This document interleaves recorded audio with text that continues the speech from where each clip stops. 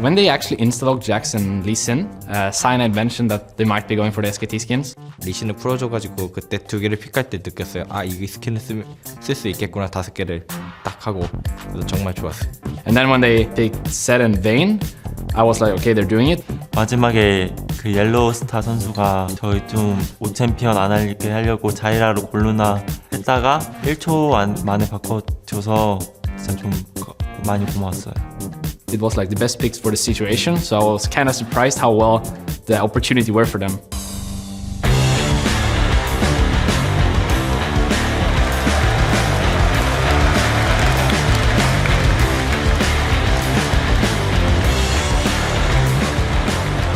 Welcome back to All-Star Paris 2014, where I'm joined here by Froggen at our awesome All-Star signing wall. You see all the fans can sign it, all the stars can sign it, riders. It's really, really cool. Froggen, I'm going to start by asking you about your game this a couple of hours ago. Fire versus Ice. Wow, you guys actually looked like you've been playing together for forever, and you were on Anivia, so that must have been very fun. Yeah, it was a really fun game. I enjoyed it a lot, and the players I'm playing with is some of the best in the world, so it's really easy to play with them. What especially was really good was Cool in the jungle on Lee Sin. Were you impressed by their skills as well? I saw his Lee Sin yesterday, so I didn't have to fangirl all over him in the game, so we could actually play together properly. Also, Mad Life roams were absolutely amazing, so they basically carried it. Yeah, and of course everyone wants to know about Anivia, man. It was so good. Are we going to see it more often, please? I don't think so. Maybe when some other champions are getting nerfed, you'll get back into more flavor of the month meta, but right now I don't think so. Okay, I also want you to shed your light on the Invitational Tournament. Right now Fnatic is playing SKT. They just lost game 1 while SKT looked incredibly strong. You also play against Fnatic often in the EU LCS. What do you think it is that they can't really step up here? I think they need to take Twitch away unless they want to pick it, because it's an extremely strong pick, and I think they're rated #1 AD carry in Korea right now. That's one thing, and then they need to try to step up their mechanics a bit more, because with this game they got outclassed, even though I think they actually outpick SKT with their comp. Do you think we should draw some conclusions? It, of course, still early in the season about kind of the way things are going in the world, which region is stronger, or is it too early? I think Korea is the strongest right now. Like, SKT is not even winning OGN, and they're here winning against the best teams from the other regions, so they're pretty strong. Absolutely looking very strong, but it isn't over yet. Fnatic still has a chance. Froggen, you of course were voted here by the fans, and you know they're really supporting you here as well. Is there anything you want to say to the awesome crowd? Yeah, the crowd has been absolutely amazing, and thank you for voting me to get to All-Stars. It's been absolutely awesome. Yeah, it's been great having you here as well. And finally, I am going to ask you to sign our super cool wall. I have the marker for you right here. There you go.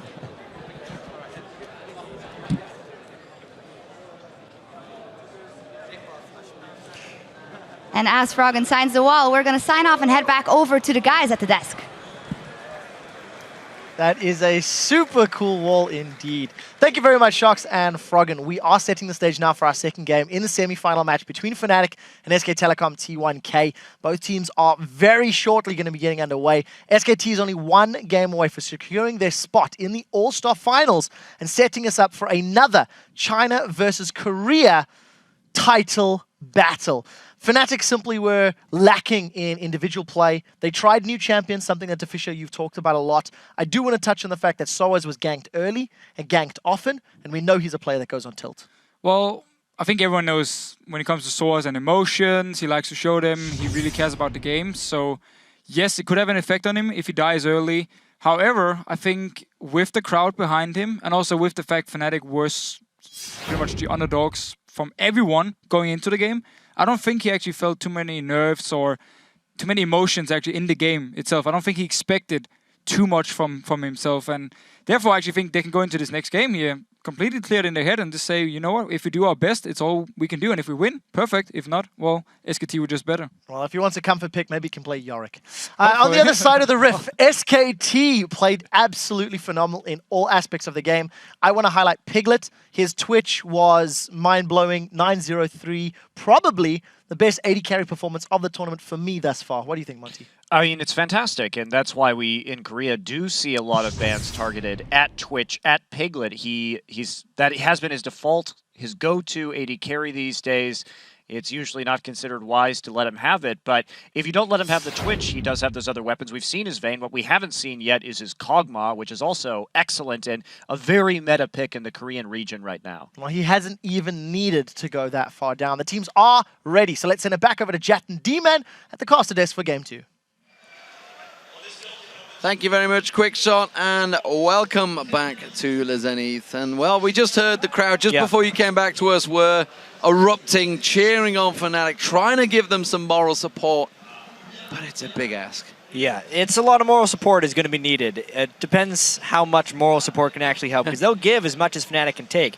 But if that doesn't stop the sOAZ dying in the early game, the incredible skill of the SKT team, the domination and from SKT and the struggles from Fnatic that we've seen really this whole event. They won one game in the group stage against the team that failed to win a single game as well. They have not been looking good, and this is kind of what you expect from a 1 versus 4 matchup. And even if you think back to that one game that was obviously the final game yesterday against Taipei Assassins, that was a pretty drawn-out thing and a very nerve-wracking moment. Of course, Peke getting caught out, confidence not there with the team right now. Yeah, we really do need to keep hitting on the confidence of Fnatic, because they are good. We've seen them play very well in the past. They're 3 times season champions in the spring split, the summer split, and then the spring split once again in 2014. You know, they are the most consistent European team, yet they just can't seem to hit that high point like, well, I mean, let's face it. Like SKT can. The world champions. Yeah. So, picks and bans about to get underway. You see them on your screens, and we are back into Game 2. Can Fnatic pull out what they need to? They started off well, let's put it that way. They banned out Twitch from Piglet. And the crowd is definitely trying to give some pick and ban support. Maybe that'll rev them up to get the right bans through. Twitch is obviously a very good choice. I think they'll go back to more the types of things that won the European LCS for them. Kha'Zix taken away. No surprises, honestly, there. It was the champion that Peke actually drew the bans, really, at the World Championships. When he pulled that out, suddenly everyone realized how strong he was in the group stage. Maybe pulled out a little too early, who knows. Evelyn being taken away. That's been picked by Bengi in the opening group stages. A good number of times, I think twice. Coming out there. Lee Sin, of course, was his champion of the last 2 matches. We'll see whether he sticks to that one. Lucian also taken away. That's Rekkles champion in the last game. So AD carries, 2 AD carries down already. And throughout Fnatic's time, they have been a team that does manage to win when it matters. You know, backs against the wall. They made it to 3rd place at Worlds last year. They were a couple close games against Royal Club away from actually playing SKT in the finals there. The Jax ban does surprise me a little bit there. sOAZ is not one to play a great Jax. I feel like SKT could have tried to trick into something there, but instead they banned it away. Well, I wonder if it leads into what they want to choose, what they feel is strong against him in that top lane. It's looking like sOAZ really wants to go with that Lulu again. It could of course be for Peke, but it is going to be Lulu once again. It could also be for YellOwStaR as well, we should mention. And I was just wondering, what will they play with that Jax taken away? Is there something they actually have in mind for that top lane, I wonder? I think the Lulu is the right choice for Fnatic. As far as SKT having something in mind for top lane, they can just go with what got them here. They do not have a reason to change at the moment because they have been so dominant. Crepo said, you don't think it's possible to win a best-of-3 in one game. Maybe SKT just did that. They can just do as much as they did from last game and transfer it to this one and still win. Absolutely. So Shyvana once again for Impact. He has been immaculate this All-Stars so far. Kha'Zix being locked in. We talked about how we didn't think Pomelo was going to be able to get that through picks and bans. This time bengi has. And, well, Cyanide played it in the last matchup to not much success. Honestly, he was chasing kills more than creating them. We'll see how bengi does on that one. Well, Cyanide could still go with Elise if they wanted to try the disengage compositions with Poke, or if they're just resigning. Okay. Yeah. So, factual knowledge for this one. Cyanide, this is one of his favorite champions, Nocturne.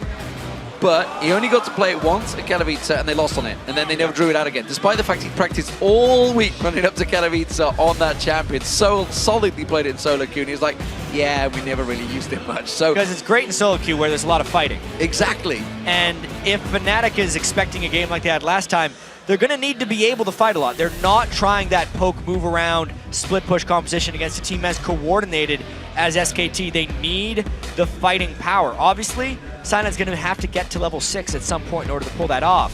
And a Vayne is actually very good against Nocturne. It's hard for Nocturne to dive on top of a Vayne. This could be a nice pick for Piglet. He loves Vayne whenever he can think about getting it. Well, Leona was also locked in for YellOwStaR. One champion he's famed for, I think it's safe to say, especially when Thresh was available. Pumandu currently considering that one. Kog'Maw, no! Switched it away last minute to Sivir, so Sivir is going to get picked up, which is another very strong champion in OGN. We used to see a lot more of Sivir before her round of nerfs to make her higher mana costs in lane and take her overall power down a little bit, but it still has the same utility niche within a team. If Fnatic is going to try and run at them with Leona initiations and Lulu speed, SKT needs to be able to equally match that movement speed. The Sivir pick keeps them safe, in a sense, as far as the move speed war in this game. Will Rekkles fall back to Vayne? I don't think so. The fact that it's YellOwStaR that's currently hovering over it, you'd assume Rekkles would pick it himself. Yeah, you'd think so. Maybe he's holding it so that Rekkles can't select it. Rekkles really wanted to. He was like, you're not playing this. No, you're not playing this. Because 280 carries are banned away here. Lucian and Twitch. So his choices are getting a little bit more limited. Oh, would they? Oh. What does this mean? Oh yeah, Lulu mid, Lee Sin top. Yes, sOAZ does play a lot of Lee Sin top. That is actually true. Hasn't played it a great deal in the European LCS, but he has hit it hard in solo queue. Yeah. And of course, well, Rekkles, it's how he got to the IPL 5 finals with Vayne before, but a lot has changed in the game since then. It's been quite some time since then. Rekkles was just a wee little pup back then, not even old enough to play in the LCS. 15, I believe he was back then. That was just after season 2. And he has been playing ever since to make it to this stage where everything old is new again. He's Vayne against a Sivir. So actually the range matchup, he's not very outclassed by Sivir. He can do some nice work in that lane if he gets to the laning phase. So we talked about in the last matchup how the early aggression, there was the lack of lane phase. There's a lot of aggression from Fnatic this time around. A lot of early game pressure potentially could come out, but also a mix, because obviously with the Vayne in there, you can have some good late game pressure. We also, final pick that came in was Nidalee for Faker, and we saw Faker on this one before in the group stages. Not the group stages actually, it was when we were watching the qualifying, and it's the fact that he was jumping in and basically using Cougar form instead of the spears. It's like he's gonna take the Sivir ult and just Cougar form into fights with Shyvana. Just be on the team that's going in with the rest of SKT. That's what will happen if they start getting ahead, I think, fairly heavily into this game. SKT's composition looks really nice, obviously. They have the move speed, the team fighting, the pressure. The only thing that they might lack out on would be if Faker can't provide wave clear in the mid lane because of Nidalee, and they're going to have to kind of work around that a little bit. Fnatic, of course, though, is a split pushing team, but with much more initiation potential than they had last game. Well, we'll see how it works out. Game 2 getting underway in just a moment, and as the players load into the game, head over to Twitter and let us know who you think is going to come out on top. Pretty sure I know which way that's going to go, guys. Send your real-time reactions to @LOLesports and use the hashtag FNCWin or SKTWin. This would be the last-ditch time. It's do or die right now for Fnatic, and so really nothing to lose. Yeah, nothing to lose, everything to gain at this point. No one expects them to beat SKT at this point, especially after going 1-3 in groups and getting absolutely obliterated. So if there's confidence issues going on for them, maybe they can use that to kind of clear their minds. That, well, no matter what happens... I think the rest of the world would be grateful if someone, somewhere, could take one game off SK Telecom in an international tournament that is not from Korea. They went 3-0 in the Season 3 World Finals. Can they make it to the All-Star Finals? They are 1-0 up. It's Fnatic as the blue team, the home team favorites. The crowd was silent before. They are back again supporting the European hopefuls, but SK Telecom T1 are a strong force to reckon with as the red team.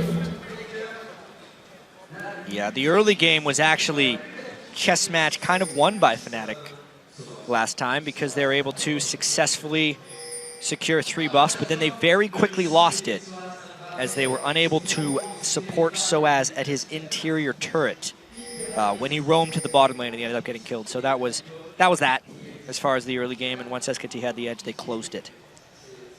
Well, SKT looking at creating something here. Remember, Fnatic started off very well, mentioned to steal away the buffs early on in the previous match, and maybe looking to do the same again with Cyanide hanging in there, but he's got to be careful he doesn't get caught too close. Impact being the wise one to show, say, hey, I'm on my own up here. Yeah. Come and poke me in this bush. No, SK Telecom all there. Will Mandu manage really to get close. In. Throws the death sentence out. Had to level up Spell Shield to block it off.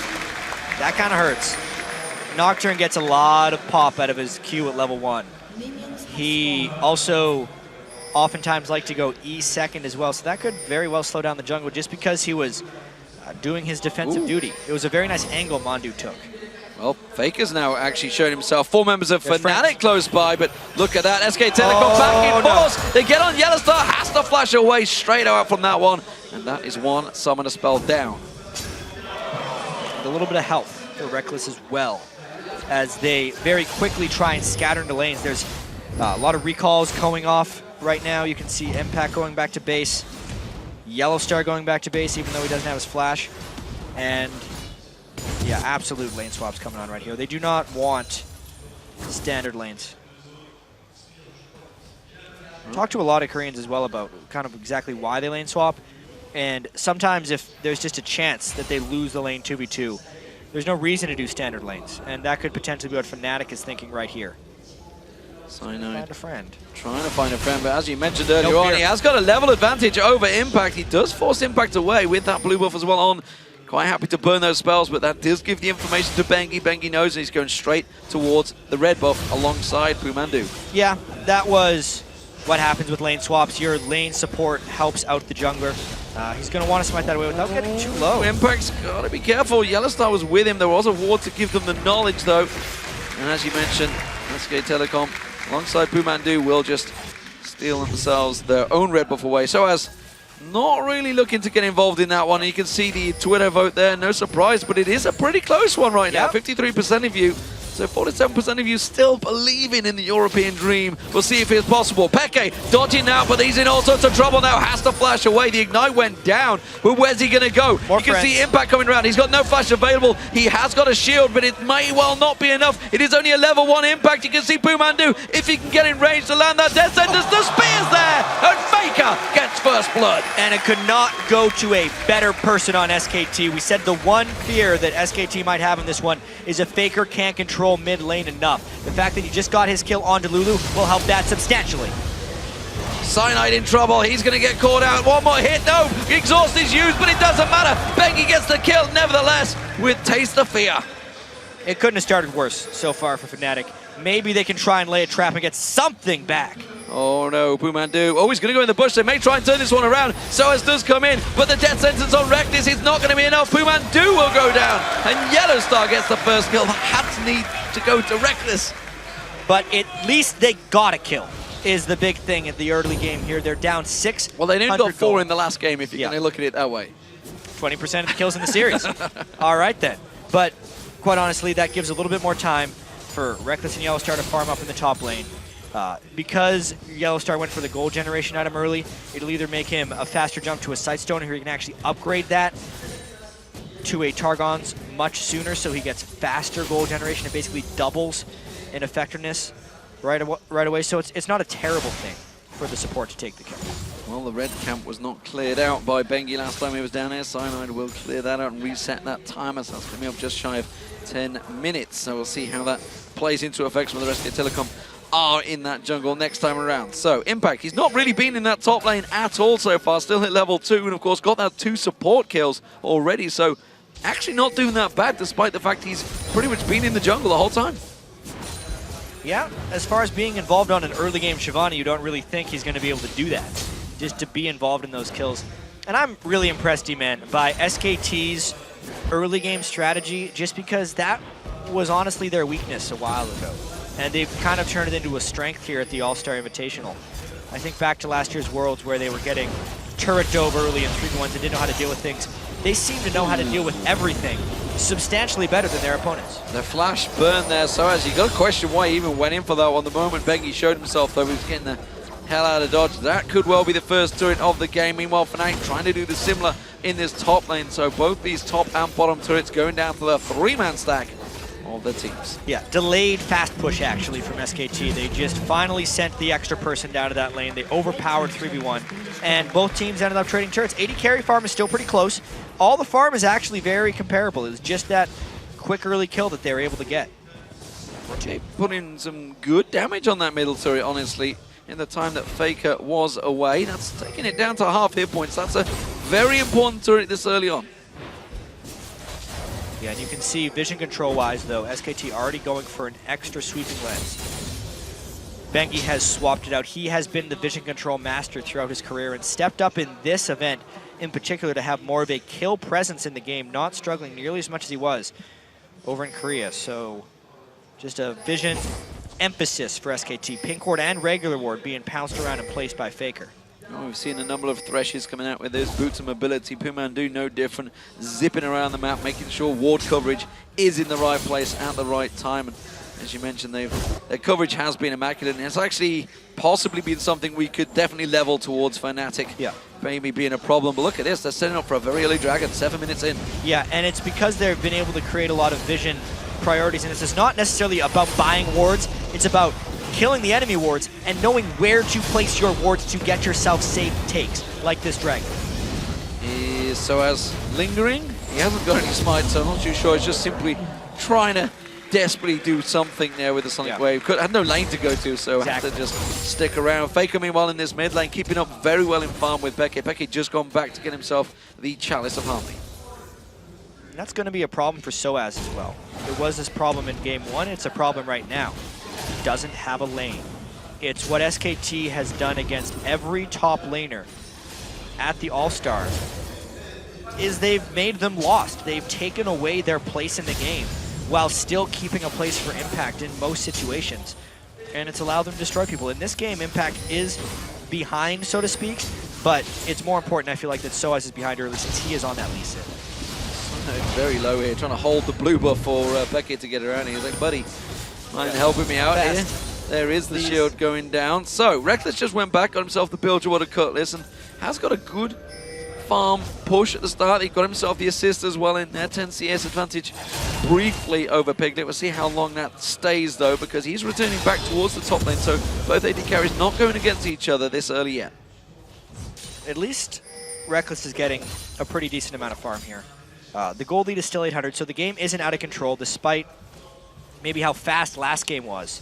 As far as movements, there's more kills in this one, a little bit less action, and more standard laning, which is good right now for the way Fnatic wants to farm up.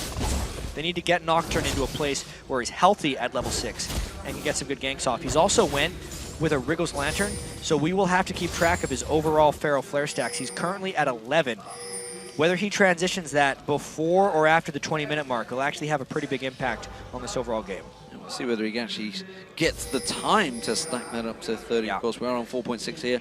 Pumandu warding, sweeping, keeping the coverage, the vision. bengi is joining him as he starts to push in towards his bottom lane, trying to find sOAZ, hoping that he was at those golems instead. Cyanide does use that smite to take down the large Wraith, and well, 5 members for a moment actually in the bottom half of the jungle. Cyanide is going to spell shield that off. Quick pounce in there, forces the flash out.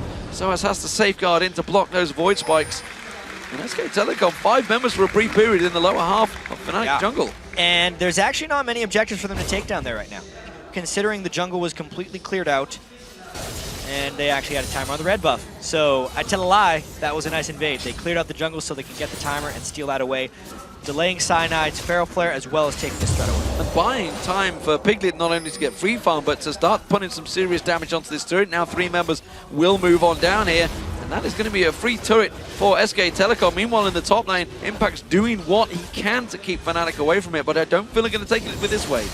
Yeah, a little bit behind, though, is Fnatic right now. They're a little bit later to this top lane.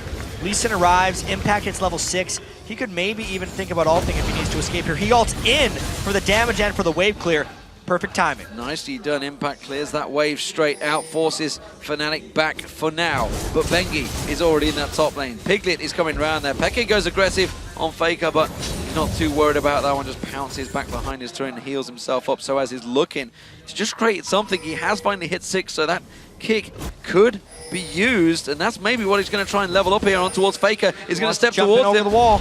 He comes across, there's the ward kick straight into a wild growth, but that's not combining. The Glitterlance flash follows, the Ignite comes through, but they can easily cover that one up. Now Rekkles is in trouble in the top lane. This is just going to barrel out of control, and again, it is Fnatic that will pay the price. This time it's a double kill for bengi. They did get the mid turret, Paranoia comes out, Faker in trouble, Cyanide on the tower will go down. He got Faker down for the price, actually it was Peke that picked up the kill. But yeah, Faker got one back. When you look at the overall map, it's 3 kills to just 1 kill. And you also need to think the Piglet's going to be pushing the top lane. But let's take another look at this fight up top. This was proper pink ward placement by SKT. As soon as Rekkles tried to juke around with that ultimate, Pumandu put that pink ward right there. There's no way he could make any sneaky moves. Even if they didn't put the pink ward down, they probably would have had him dead to rights. And the Boomerang Blade doing the full damage as he tries to roll out of it, tumble away. Wasn't to be. Big advantage building. It is still only 2-2 in turrets. The middle turret's still standing for Fnatic. That top turret did not go down to Piglet either, so I feel they maybe could have taken that advantage, but they didn't need to, honestly. They have a 2,000 gold lead now, 5-2 up in kills, and Peke missing the Glitterlance once again on Faker. We saw how many shots he dodged earlier on. That red camp again, it was not cleared out on that invade. We talked about how they managed to get in there twice now. sOAZ, though, he's having problems. At least Fnatic's going to have a timer on their own red buff at this time. And they're still only down 1,500 gold, which isn't an insurmountable lead, but it's not like they have a hyper-scaling late-game team. They're going to need to find some vision control so they can force good things, because once again, just like in Game 1, they're reacting to everything that SKT does to them, as opposed to making their own moves. 5 members of SK Telecom in that top jungle now. sOAZ spotted the danger early because Pumandu showed himself from that tri-bush, and that will be the top turret going down. 3-2 in turrets, and again, objective control for SK Telecom is strong as they invade and take away every little resource from that jungle. Fnatic trying to do the same though. They are on the blue buff and pushing in towards the bottom turret as well. Well, this is at least a good move for them. They knew their blue jungle was compromised, so they decided to take the blue jungle of SKT, and there is also a mid lane push going on. So Fnatic actually taking a pretty nice move here as long as they can get it unscathed. This has crushed them in the past. Well, in the mid lane, Piglet is rotated down there, straight in, pushing in towards the middle turret. We'll see whether Rekkles, he does manage to close his turret down. That's 3 for 2 now, 3 for 3, sorry. And a look across, it is 3 for 3. Peke is not going to get caught out by a spear from Faker. And that middle turret will stand its ground, but Dragon is now up. And teleport down on sOAZ, up on impact. There would be potentially at least Sin Kick soon to stop that, but the Dragon is going down so fast. I mean, this could be a time for Cyanide to try steal. No, he doesn't even have his ultimate up. No, doesn't have Paranoia. Will be quickly smited out by bengi. Spear catches it is on up now, bengi though. as well. There's Paranoia. They go in. Wild Growth was used as he dashed in there. He will get the Paranoia off, but Faker is in Cougar form and will be able to pounce away from this one. Peke can't quite get close enough to land that pick, but they're trapped. They are trapped, as you say. Beautifully done by Pumandu. Throws that box down. Where are you going to go, Fnatic? You've got nowhere to run, nowhere to hide. Rekkles does get himself one, but at what price? That's the question. Piglet's going to get focused on. He gets one down. Cyanide manages to turn it back around. Rekkles manages to tumble to danger, but Faker's in chase. Cyanide's in trouble. Faker's going to close in towards him. Fake himself gets the kill. Oh no, it's a double spear from Faker. And that is not what Fnatic needed. A tricky play turns a little bit sour right there for Fnatic. They lose 3 once the teleport is burned. And this top lane was all about sOAZ trying to stop impact as he goes hard for sOAZ as the ultimate hit, and then he kicks him away, and with the kick down, Impact would be free to teleport into that bottom lane. Unless Impact actually continues to chase. I'm not sure what happened here. Oh, get the kill? Oh, no. Where's he gonna go now? All right, and then he teleported in for the end of the fight. Just about in the end there. So, sOAZ throws out a few jukes, but unfortunately for him, the rest of his team were caught out and locked up, and that was really a beautiful ultimate from Pumandu just to completely lock them in position. It really was in that last fight. They trapped them in the jungle. And sOAZ, again, nice kick. Nice kick, safeguards away, gets out of danger, but look at this, Pumandu's coming in, and Larsson thrown out the back, pulls in bengi once again, and this time sOAZ has no tricks in his bag to get out of the danger. He will go down to bengi. And that is a lack of vision control, but more importantly, map presence that happens right there, because 3 people were freely able to go and mess with Lee Sin with absolutely no answer possible by the Fnatic team. You gotta feel that this is once again playing into the hands of SK Telecom. Oh, Zenith Blade not landing. YellOwStaR going blindly into that bush, realizing Pumandu and Piglet both there. They wanted to lock down that AD carry. He caused so many problems last game on Twitch that may well be a little too prevalent in their minds. Faker, meanwhile, with that blue buff, is starting to toss out the spears, and we know what happens when a Nidalee gets ahead in a game. Flank right here. This is Fnatic's chance to try and get something. They have a 4v5 with no teleport. SKT retreats immediately, and they're going hard, but they miss it. Oh, everything thrown out, everything missed out there. They didn't go solar flash. I tell a lie, they did go solar flare. We didn't quite see it on the screen, but it was already used up, and now sOAZ is in trouble. He has to step away. Impact, so confident in his team, doesn't even bother moving.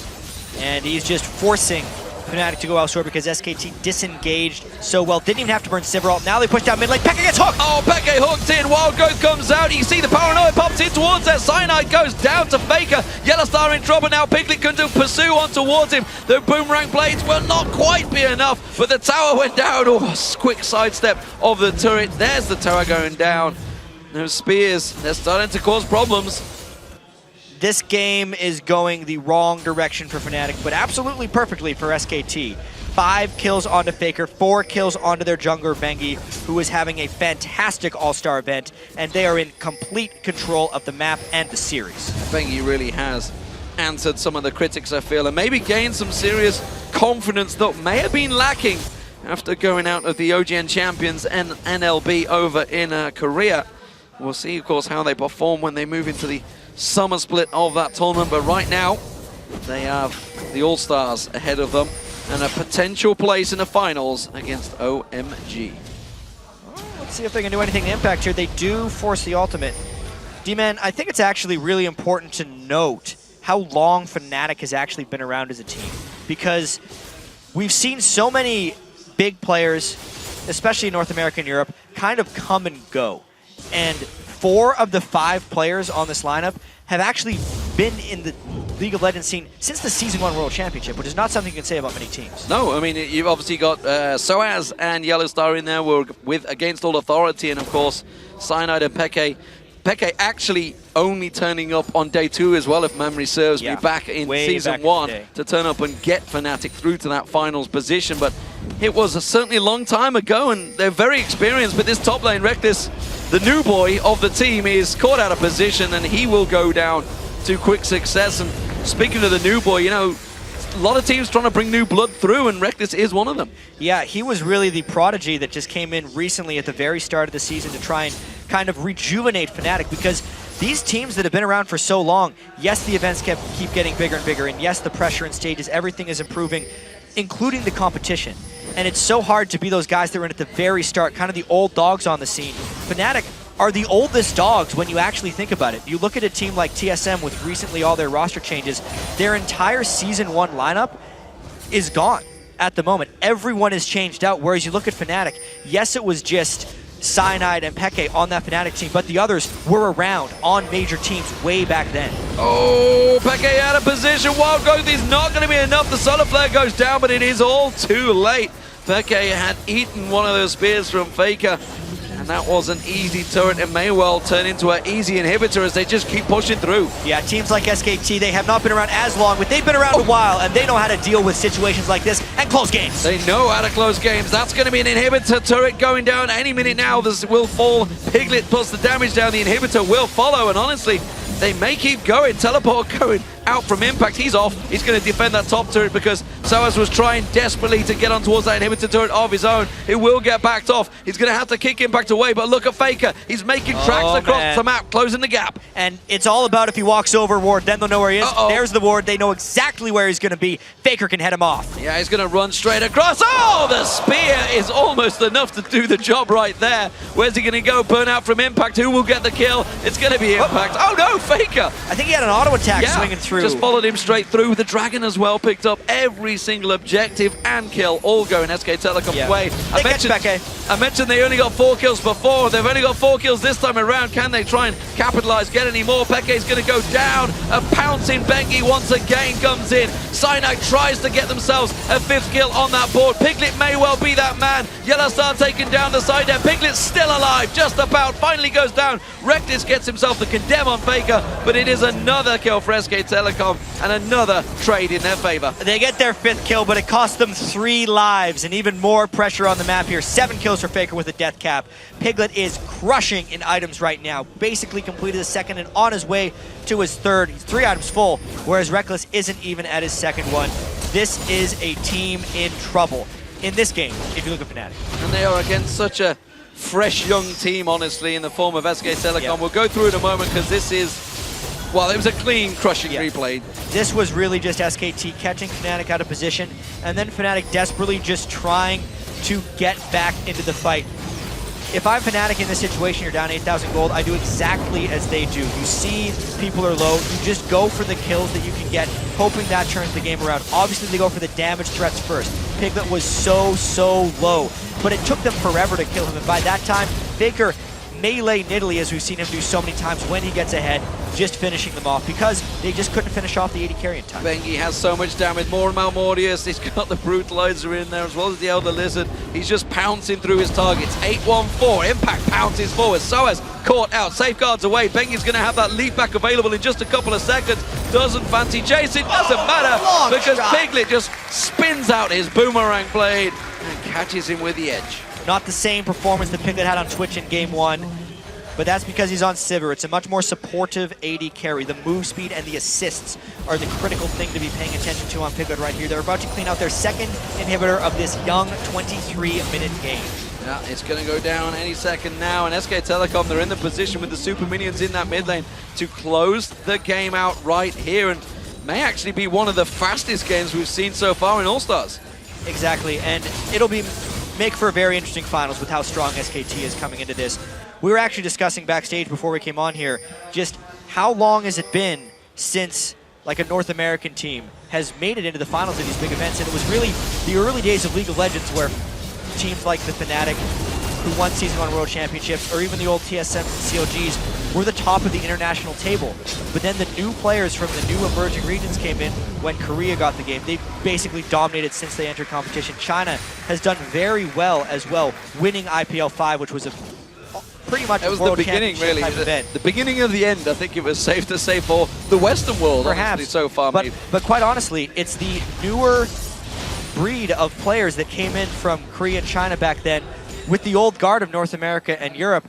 And I think we're seeing maybe a slow transition towards, obviously the best of the best are sticking around, like Peke and most of this Fnatic team, but so many of them who are mechanically just not able to keep pace with the players today, who have had so much, I mean, they're just younger, they've been playing just focusing on their mechanics, they haven't been worried about the competitive game, and they've learned from everyone else.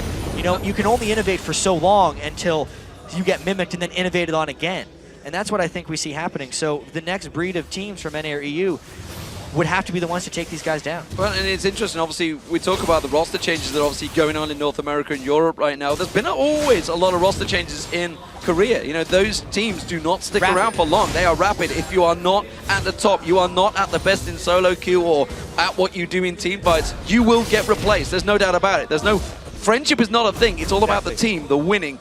And, well, that is what's happening, whereas you look at the team, so is this like...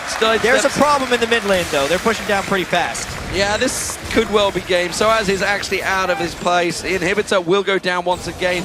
Baron, of course, was picked up, and SK Telecom, just 25 minutes into this game, are looking to close out by the numbers and take the final to it. Faker's going to get dived on. They want to throw everything at him. They haven't got enough, though. Simply put, the spear does not return in its favor, but you can see Piglet with that ultimate running. Rekkles just disappears from the map with a single spear landing. Cyanide tries to jump away, but bengi just pursues through. Bumandu will get focused down. It is another kill, only the 6th kill, and more importantly, only the 10th kill of the entire series for Fnatic. And Fnatic is running to the wrong base right now because they are getting picked off by SKT, desperately trying to save themselves, but this could be game, D-Man. Yeah, looking towards the base, you can see the Nexus turrets are tumbling, and SK Telecom will reach the finals as honestly expected to face OMG at the All-Stars.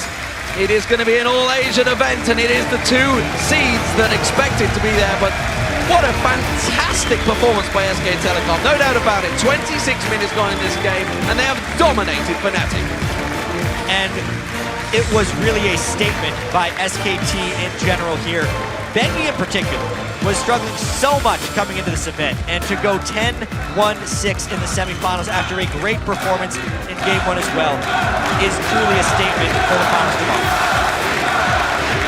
The fans sending their support to Fnatic.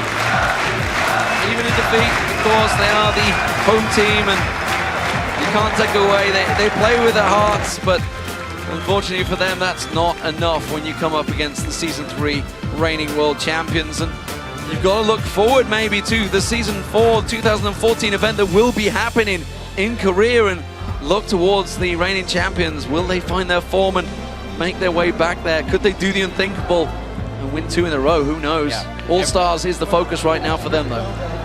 And they are looking strong heading into the finals tomorrow after that performance. Obviously, OMG looked really strong too. Absolutely. You know, thinking of a quick preview of that finals game tomorrow, OMG, even though they looked to struggle at the end of group stage, they had it clinched after day 1. Yeah. And they said themselves that they were hiding a lot of stuff and still had tricks up their sleeve, that they were waiting against Cloud9 and ultimately against SKT, because if anyone's coming into this looking to win, they need to be able to beat SKT.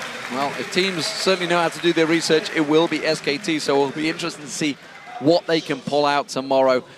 Where do Fnatic go from here? That's the question. They've won the European splits 3 times running now. Clearly, they are the #1 team in Europe. No doubt about that. And, you know, there's a lot of teams out there that may try and debate it, but the fact is they have won that playoffs. Yes. They have won that tournament every single time.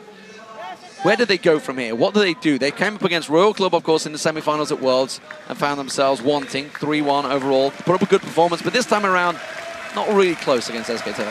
Yeah, I think they need to get out of their slump. It's hard to say that they are in a slump because they did win the European split, but they started off so strong.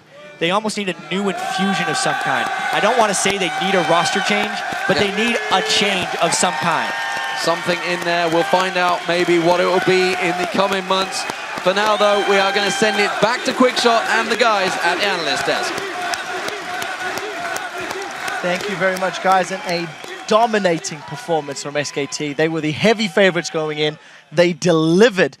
Fnatic, again, we've highlighted those oddball picks, the oddball champions. They went with a very heavy brawl composition, tried to pick fights. It didn't really work in their favor. Let's start with the Fisher. Pretty much what you just said. I mean, they went for skirmish comp. They knew they were going to be fighting all the time. They tried to pick some champions who could snowball, maybe a Vayne. Potentially, if he got some kills early on, Rekkles could try and one-on-one everyone, maybe get something for Fnatic. Overall, though, it didn't work. And just to touch on the thing we talked about with sOAZ before this game, I just noticed him here in the end. He was actually smiling. His manager was smiling as well. I think they knew going into this game how hard it would be, and I think they were just glad to actually play against SKT.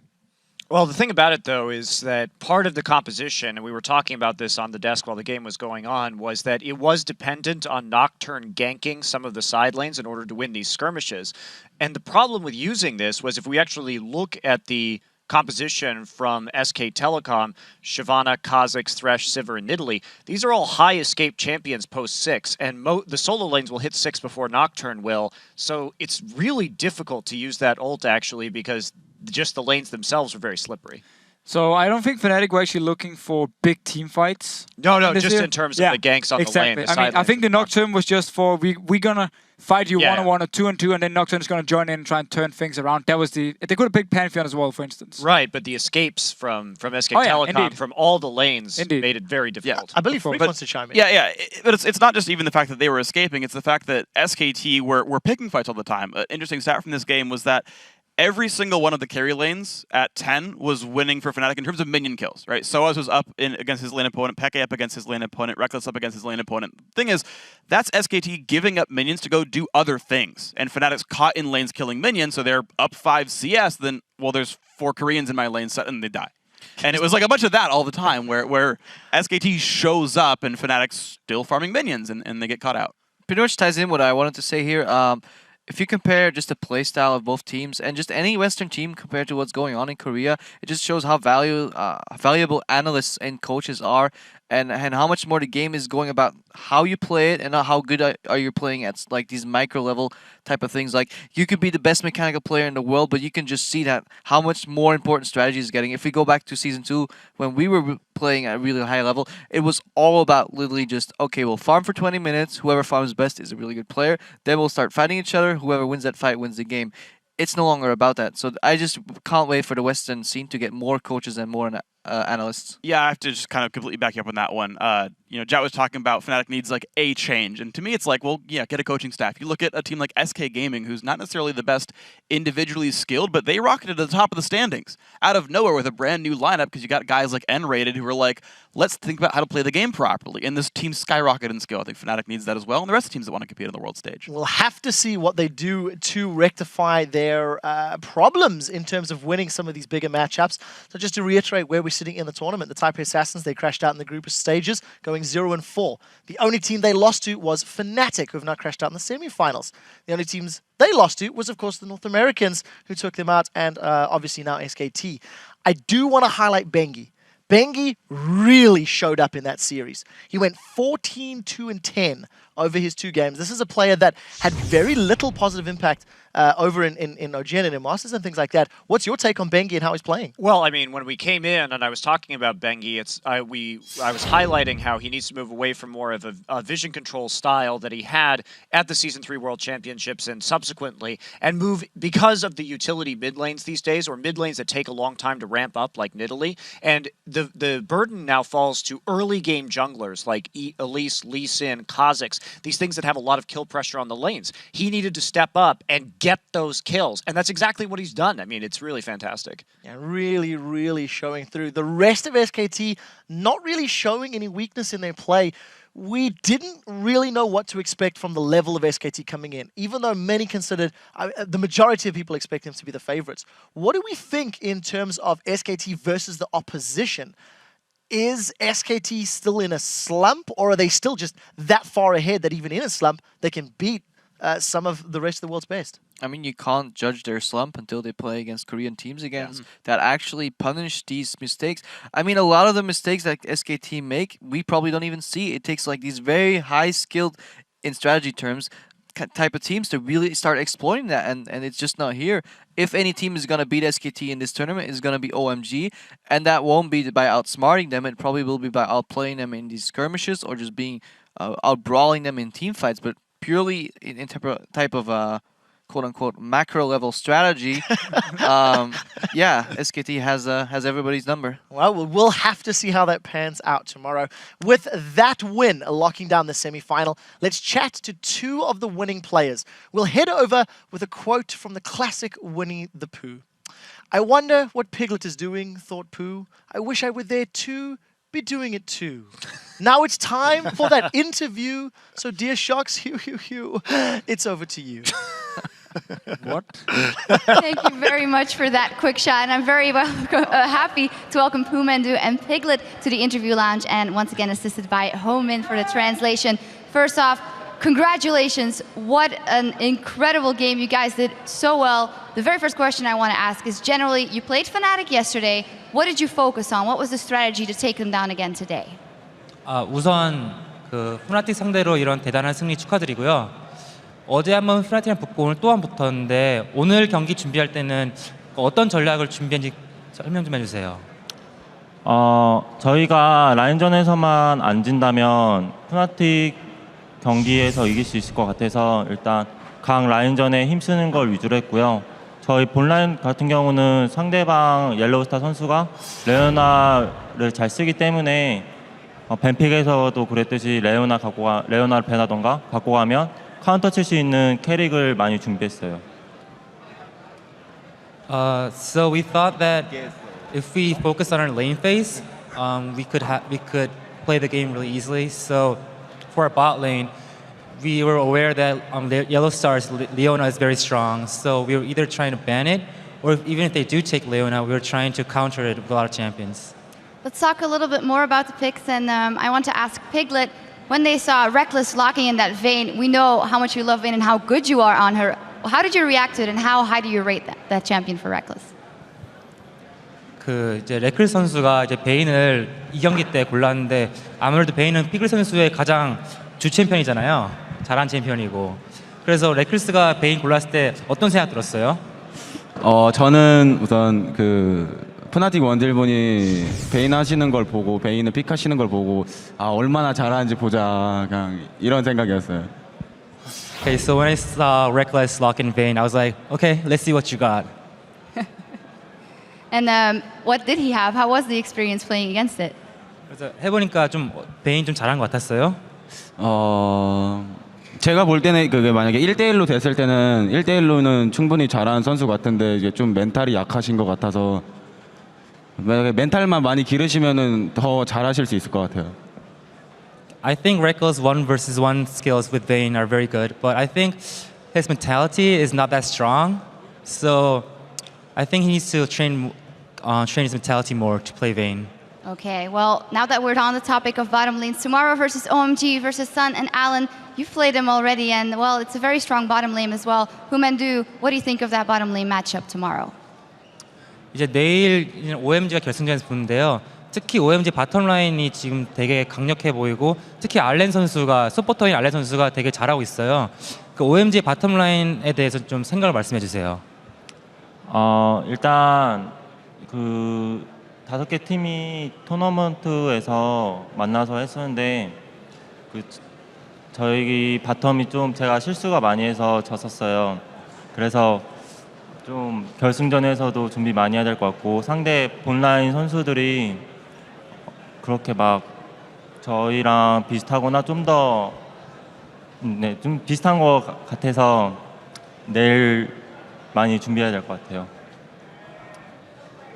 Throughout the tournament, during group stage, I think I made a lot of small mistakes, and that really influenced our bottom lane.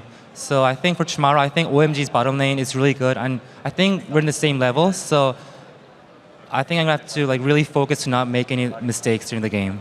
Well, I'd like to ask the same question to Piglet actually, as he'll be going up against Sun. How is he going into that matchup? 이제 똑같은 질문으로 내일 이제 산이랑 한번 이제 붙으실 텐데 그에 대해 한번 말씀해 주세요. 저는 최근에 산 선수랑 친해져서 산 선수 정말 굉장히 잘하시는 것 같아요. Recently, I became really good friends with San, so I just want to say he's a really good player.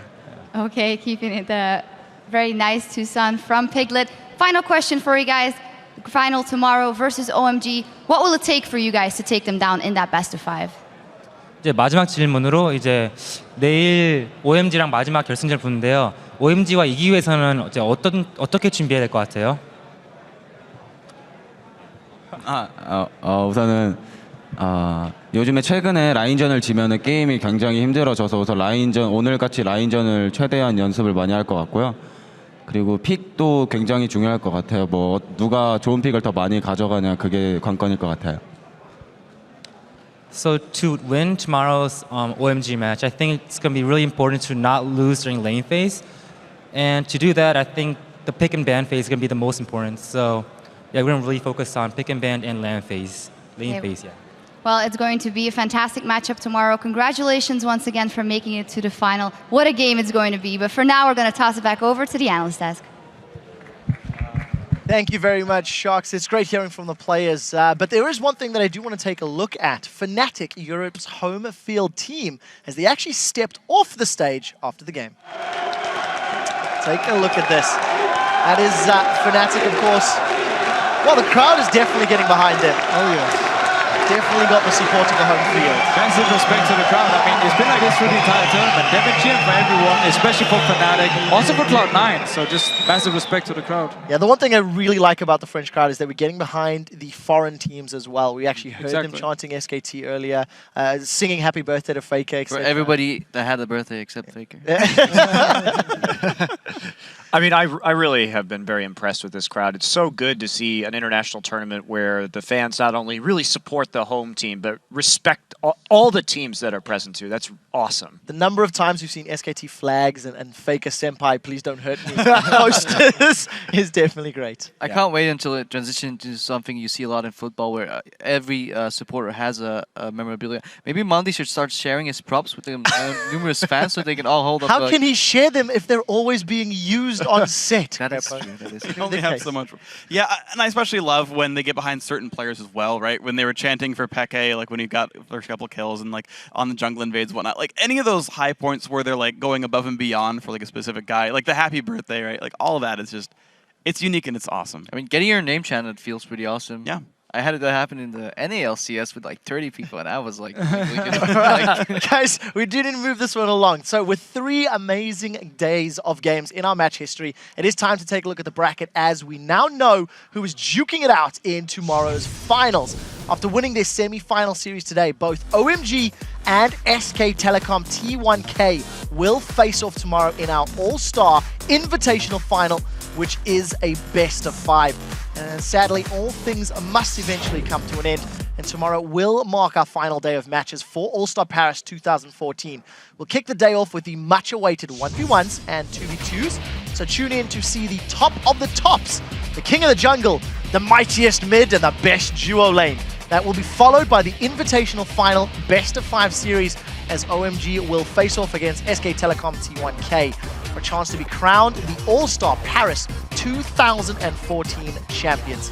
Those matches will begin on Sunday at 1 p.m. Central European Summer Time, which is 4 a.m. Pacific. I would like to say thank you to our special guests, both Monte Cristo and Crepo, for joining us. Crepo.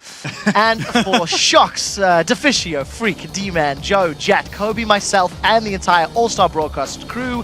Thank you so much for watching. We'll see you guys tomorrow.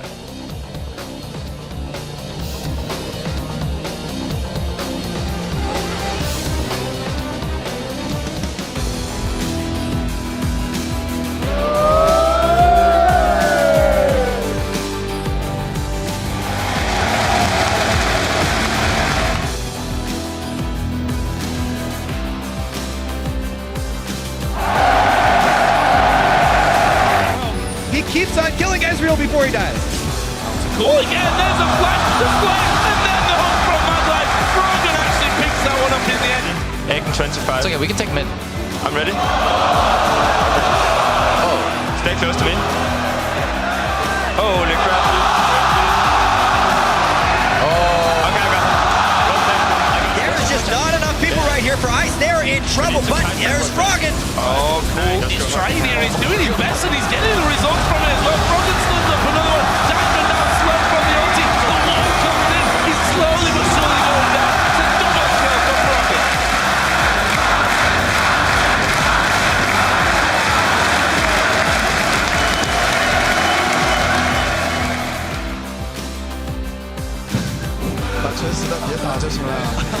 Honoring the crowd.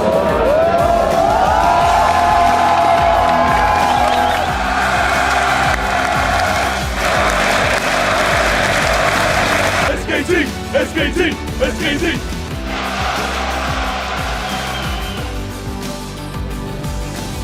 천천히 하면 K 노플. 천천히 하면 이겨. K 노플. K 노플. 네, 잡았어. K 얘 노플. 나이스. 나이스. 나이스. 트리플 킬. Tons of damage!